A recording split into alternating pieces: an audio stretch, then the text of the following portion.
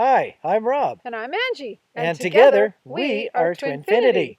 We are twin flames back with another one of our Creating Union videos. This topic is all about grounding.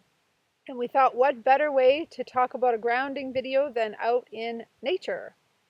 So we're going to explain a little bit more about grounding in a minute, but first we wanted to just again clarify that all of these Creating Union videos are about, first of all, creating union with yourself, creating union within, and then also creating union with your twin. And most importantly, though, is creating union with everyone, because we are moving much towards a more unity consciousness. So every topic that we talk about is just one piece of creating union. And of course, they don't have to be watched in any order. We've done a couple now. We've done one on loving yourself, healing, helping your twin heal, and now grounding. So you can watch them in any order. We'll have the rest of them linked below. If you haven't seen those ones, you can feel free to watch those. But this one is going to be all about grounding. Grounding. I find grounding to be a very fascinating topic. Some people tell me that I'm good at being grounded. I just feel like I'm good at being me, but when I hear other people talk, I realize where the strengths and weaknesses of grounding come from. Grounding, to me, is about giving yourself a starting point so that you can move through the next minute or hour or day or week or month with some form of knowledge of where you're going. When you're not feeling grounded, it can be either one of two ways that you're not feeling grounded. The main way that especially people like us who are watching videos that are spiritually based, most of us do not have problems being grounded in the 5D. In fact, we reach for it. We love it. Any bit we can get, we take all that we can get, no matter how it comes to us. Yes. A lot of us have troubles grounding with the world around us, with the 3D world that we have chosen to come to experience things, but yet it's so hard to be grounded in such dense energy. Sometimes it's not being grounded with the dense energy itself that creates the stress. For example, if you're having troubles getting along with the rest of the human race, or having troubles just with things with nature. For example, every time you turn around, the creek has come up and flooded your front yard again. Grounding. It can be with the 3D world that you're having struggles with grounding, or from the point of view that you're so much in the 5D world that you're having troubles relating back to the 3D world. So the two different points of grounding. Grounding means, like I said before, having a starting point. When you're not feeling grounded, you want to feel grounded. But how do you get grounded? Yeah. Some people can just go off and meditate and create a level of peacefulness around them. Other people require help from a point of view of actually going through grounding exercises, because it's just too hard for them to let's say calm down and get back in sync with the dense energy of the 3D world. So let's talk about, why are we even talking about grounding as it kind of connects to creating union. You might think, why do I need to be grounded to have union? What's that got to do with anything? It's actually very important, because if we're, say, for example, way too much in 5D and not balanced in our 3D self, then we're not balanced with our energies. And if we're not balanced, we can't come into union with ourselves or with anybody else. And if we're not grounded, it's the same thing. When you're grounded, you're balanced. When you're grounded, you have like a nice balance between up here and here. You're kind of nicely in the middle. So that's what grounding is very important for. And I wanted to actually show you this. One of our dear friends, Donna Fisher, you guys might know her, she posted this last weekend, and it so resonated. I don't know how well you'll be able to read that with the wind. This is what happens when you do outdoor videos. So it says, ground yourself. Being distracted, unfocused, tired, irritated, and impatient are all signs that you're ungrounded. Very, very true. It's just a lot about being in balance with the atmosphere around you, whatever dimension that atmosphere is. Yes. Yes. And of course, we thought what better way than to talk about grounding is to be out in the mountains, our favorite place in the whole world. So we're going to share some tips about how to get grounded. And of course, if you're watching this and you're struggling with ascension energies as well, this is also very good tips to help with ascension stuff too. So tip number one is where we are. Nature. Get out in nature. Oh my goodness, it is so, so helpful. I know when you're going through struggles and you're feeling unbalanced, either from ascension energies or even like, the paper we just read, you're feeling irritable. And sometimes we just want to curl up on the couch and go, oh, I don't want to move. But gosh, if you can get out in nature, it's so, so helpful. Angie and I started out years and years ago, over 20 years ago, being very, very different people. And Angie was very much in the 5D spiritual realm, and I was basically locked in the city, working on career, go, go, go, time, time, time, schedule, schedule, schedule. Now, in the middle of those two extremes, I believe is where nature is. People who are too grounded, too stuck in the dense energy of 3D, need to get away from it, go to nature, step away from the concrete cities so that they have a chance to peel away from the denseness.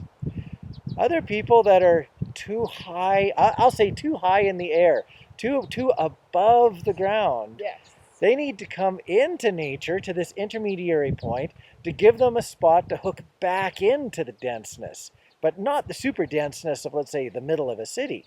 So nature, from what I've been able to see and how people have reacted to nature around me through observations all of my life, being out in nature is one of the very strong middle points that is common to most people, regardless of where they're starting, grounded or ungrounded. Yes. So if you're not feeling grounded and you feel like you need more grounding, it's not just about getting out in nature. That certainly helps. But there's some things that you can do. One is what's called earthing. So you actually walk on the earth, not the concrete, not anything like that, but walk physically on the earth with your bare feet. It's so helpful. Oh my goodness. And for those of you that live in northern hemispheres and you have winter like we do, where there's still snow in April, you can walk on the snow too. It's not the most pleasant in terms of your feet getting cold, but just even for a little bit, it really helps. I haven't tried that for more than just a few steps. Earthing on snow with bare feet? Nope. Nope, not doing it. Nope. I'm okay without that one personally, but the concept is still there. Get as close to the earthly plane as you can. Yes. Bare feet works. Yes. It worked for many generations, centuries, and millennia ago. We've got a little soft with our feet. And you can also, I know, it sounds maybe so new age-ish, but you can also literally hug a tree. You don't even have to hug the tree, even if you just put your hands on the tree. Trees, if you've ever done that, you can feel the vibration from the tree. It's so cool. And you actually get some grounding energy from the tree. And in springtime, even though the air can be super dry, you can feel the moisture just bleeding out of the tree as the sap's starting to run. Yeah. You can feel almost the sponginess in the tree too. It's so interesting to watch trees work. Yeah. And speaking of moisture, another thing to do out in nature is go by water, whether it's a stream, a river, a lake, the ocean. Anywhere around water is also very grounding, both just the water itself, the energy from the water and the negative ions, but also the sound, the trickling sound that you get, or the waves from the ocean. Anything like that, very, very helpful for grounding. So anything you can do in nature, whether it's just, a little walk or getting out in the mountains, if you're near mountains, getting out by the ocean, anything like that is super, super helpful. And our papers are blowing going to blow away. Okay. And the other thing important is to just breathe the fresh air while you're out in nature. Take some really good deep breaths, like some of those, like really soak it in. That's what's great about being physical, doing physical activity out in nature, like we're doing today out snowshoeing, is you get to breathe deeply. And just breathe air the way that it was intended to be breathed, like no car exhaust fumes, or at least as few as you can get, depending upon how far away you can get away from metropolitan areas. Yeah, The pure, Just pure nature air. breathe real air. I Yes. guess that's the term I was looking for. Yeah. So tip number 2 is also nutrition. Nutrition can really help grounding or Or blow it up. yeah. Sure, just try eating 4 Big Macs and then try to feel good for the next day. Yeah, I, not gonna work. unfortunately, got experience at this. I'm not as good at that as what I used to be, and I'm not exactly proud that I used to be good at it. Yeah, that's not a good thing to be good at. I don't do it quite to that extent anymore No. because it doesn't serve a good soulful purpose. Yeah. So some things to eat that really help with grounding, and it makes complete sense, is anything from the earth. So potatoes, carrots, um, beets, anything like that that's grown right in the earth is really helpful. They also say mangoes are good to be eaten, avocados. Other things for nutrition, of course, is water, and preferably not tap water. If you can drink pure spring water or anything like that, pure natural water Or at is least really helpful. or at least deionized water that's had a chance to shed whatever water treatment process it's been put through. Always drink safe water of some type. Yes. Yeah, don't go over to the slough because we said don't drink tap water. Yeah, skip the sloughs. Yeah. And you just said another word, the word processed. That's something you really want to stay away from for grounding, especially, and if you're going through ascension energies, is processed foods, high sugar foods. All of those things are really dense and hard for the body to digest. So you want to think of foods that are going to be easy for the body to process and natural for the body. So the more natural you can eat, green leafy vegetables, anything like that, really, really helpful for the body when you're trying to ground. Anything else you wanted to say for food wise? Now that Yes, you've talked yes, about Big Macs? yes. I've got a long ways to go. I'm with many of you out there. She's talking about eating Goodness. naturally, and I'm thinking ice cream. Oh, you can get natural ice cream. You can do that. Okay, Yeah. I'm not even going to touch that one. Okay. Moving on! Small steps if you can't take big steps. That's all I'm trying to say. Okay. Things to do with your body. Of course, grounding is being in your body, right? Some of us are so high 5D that we're floating up here. And I know if you guys are going through ascension stuff right now, I've been feeling so floaty for like the last couple days again that it takes effort to be in the body. So some suggestions to help with that are, of course, exercise. Exercise. Rob's best thing. Yep. He's got his good shirt on to prove that. Yeah. So just moving the body, if you can get your energy moving, that kind of helps rejuvenate the body and get everything going. And that then helps you get into your body if you're feeling really floating and out of your body. Also, with the exercise, if you have had a toxic diet for a few days, if you can get out and exercise and also drink lots of water, it can help break those toxins down, get them moving in the body, help flush them out. Yeah. That's going back to the water thing. I've always said this in athletics training or anything else. People say, what is the best nutrient you can put in your body? And the best nutrient you can put on your body is the one that people tend to get the most around exercise, and that's water. Water. My water's still in the backpack. That's underneath the computer. Yeah. Also breath work. So breathing, really again, take a lot of deep breaths. If you want to sit and meditate and just focus on your breath. Sometimes we want to meditate to get out of our body and get connected with spirit. But when you're grounding, you want to do a different kind of breath work and really breathe deeply and bring that air all the way in. As like if you can breathe it in, like so you can almost visualizing it going deep, deep, deep into your lungs, down to the tiniest particles of your lungs. They're called alveoli for us medical people. Get the air really deep into the body, and you can almost even imagine it going, inhaling from your mouth and having it go all the way like to touch your feet. It's that bringing in the air that deeply. Another thing you can do is massage. Get a massage, because of course that works on the body, right? That'll bring you back into your body and ground you back into yourself. That's also really good for toxin release. Yes. Yeah. Huge. Sometimes grounding really is chemically based. There's you can't say enough about trying to keep the body clean, Yeah. because if you're messed up chemically, then it's really hard to reach out for stability, which is where grounding is too. Yeah. That's good. So true.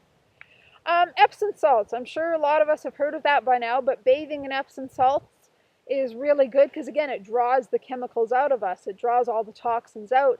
And because it's salt, it helps ground the body as well. It stabilizes the body and helps balance. So, for some of us that don't have enough time every night or every day, somewhere in our day, to have a bath, you can even just soak your feet. I do that quite often at night. I'll just soak my feet in the tub in Epsom salts. So, that's helpful too if you can't just do a full bath. I never used to do anything like that, but it's been a couple of times I've jumped in the tub to warm up or just relax or whatever, and all of a sudden Angie dumps in, like, not a pinch, No, not a you need tablespoon. She lots. dumps in a cup You of need a cup. Epsom You salts really into do. my bath water. I'm going, what are you doing? I do need that much. Then about 10 minutes later, I'm going, nice and warm, and my skin feels good, and I'm feeling relaxed, and I'm going, yeah, I'm okay. I'm good with salts. Yes, salt's very important. Very important. Another one is a neat exercise that you can do to embrace all of your senses. It's called 5, 4, 3, 2, 1 exercise. Isn't that funny? And hey, great name because it helps you remember what you're supposed to do. So five. So what you can do is look around I gotta and move. see 5 things. So just look around your environment and go, okay, I see that, I see that, I see that. Count to 5.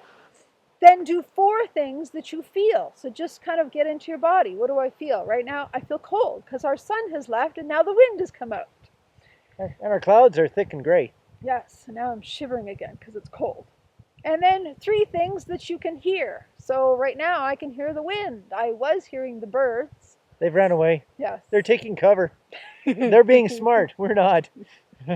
And then you can focus on 2 things that you can smell. So in your environment, just pick up on something. Maybe you have a scent in the air. Maybe you're outside. And then 1 thing that you can taste. So that just pulls you further into your body because you're using your senses, right? I love that exercise. It's a great, just a simple, easy thing that you can do anywhere you're at. Whether you're driving, you're on the bus, you're at work, it doesn't matter where you are, you can simply do that exercise and get a bit of grounding happening in your body. I might have to watch this video again, or at least get a recap, because I've never heard of this before. Yeah, I really like this one. It's a great one. So that's a few suggestions for how to get into your body. Now let's talk about number 4, which is crystals. Crystals. I know a lot of us use crystals, and unfortunately I wasn't grounded enough to bring some crystals. Normally I actually carry a pack of crystals in my pocket every day. Some people carry them in their bra. I know some friends that do that. I used to do that. You used to do that. Until I had it happen twice. Once was at the doctor's office. Fling my bra off, all my crystals go flying. I'm like, yeah, okay, no. And then the next time was at the hot springs. So after Rob and I are out in the mountains a lot, we'll go to our hot springs in Banff. And so she's flinging crystals all over the change room. Yeah. So twice I'm like, okay, no more crystals in the bra. So now I carry them in like a little baggie in my pocket, my pant pocket. So whatever works. Crystal hunting now is not near so fun. You're funny. So some crystals that are good for grounding, I'm just going to ignore his comment and keep going, is obsidian. It's actually, and I got to move, it's volcanic rock. So you can imagine why it's good for grounding. Black tourmaline is another one that's useful. Smoky quartz, and of course hematite, for those of you that might be familiar with hematite. Hematite's my favorite. Yeah, and I have a hematite, and I think I have, I can't remember if it's an obsidian or smoky quartz. I'm not sure which one it is, because I don't know crystals all that well. I know for sure you have a smoky quartz. Okay. Yeah, I know the black heart one. I'm not sure if that's obsidian. I know I have an obsidian, but I don't know if my black heart one is obsidian or if it's smoky quartz. Not sure either. Whatever it is, it works. It's all I know. So you might know some other crystals that are good for grounding, and if so, feel free to throw those in the comments so you can help other people. But those are a few suggestions for crystals that can help with grounding. And then lastly, number 5 to help with grounding.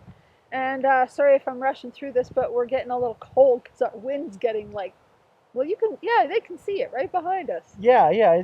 You can see those trees blowing. We had beautiful sun. It was gorgeous out. An hour ago, it was almost worthwhile to take off the jacket. Now I wish I would have brought 2. Yeah. And my bare hands are getting cold. She's got human hands. I have human hands. The bare hands are still hibernating. Human hands. Oh boy.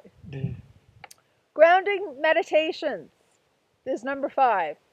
So this is where I think a lot of you are familiar with this, but if not, that's totally okay. One of the things you can do is in a meditation, just imagine you're a tree and there's roots coming out of your feet.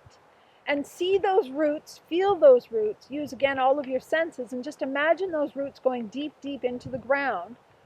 And what I like to do is not just imagine my roots going into the ground, but then sending into the earth anything that's no longer serving me for my energy, anything that's unbalanced, unhealed, whatever that I'm ready to let go of, and give it to the earth so the earth can transmute it. I also send my love to the earth while I'm doing that, so I'm not just giving the earth a bunch of my old energy, I'm also giving her my love. But then I ask for the earth's healing energy coming back up through me. So then you can imagine those roots as like a two-way system. Energy going out that's no longer serving you, and then bringing healing energy in that's going to ground you and help you stay solid and balanced. Another thing is you can do meditations with music with 432 hertz. But you may know of other music that's very grounding too. There's lots of different kinds of high energy, high hertz music that can be very beneficial. So again, if you have other grounding techniques, other grounding suggestions, feel free to add them to the comments, because these are only some suggestions. There's many, many ways to ground. Well, also when it comes to meditations, I find that when I get out on my bike or if I go for a run, sometimes I miss distance. I actually zone out. I go into a meditative state while I'm running down the pathway that I'm on, and I literally will zone out to the point that if I don't have to walk around anybody, run around anybody that's got a dog or anything like that, I just miss distance, and that's because I'm actually meditating while exercising, combining the two. Yep. I really enjoy that when that happens. It feels so good. And usually I get into a real good rhythm while I'm running at that stage too. I usually find the right zone. So it works both ways. Oh, very true. Okay, so as much as we love hanging out with you guys and love chatting with you, we're going to go because it's gotten really, really cold and we need to keep moving so we can stay grounded and warm. Yes. So remember, as always, we love you. We love connecting with you. Feel free to connect with us. You can either subscribe on our YouTube channel, connect with us on Facebook. We'll have links to all of that below. And also, if you find this video helpful, please share it so others can benefit from these videos. Because again, we're not just doing this in terms of helping people with union with their selves, their twin, but most importantly, we're working towards a unity consciousness. So the more we can share, the more we can help each other, the more we can connect with each other, the better off we all are. So feel free to share with others, and we will be back with more soon enough. All right. Bye. Bye.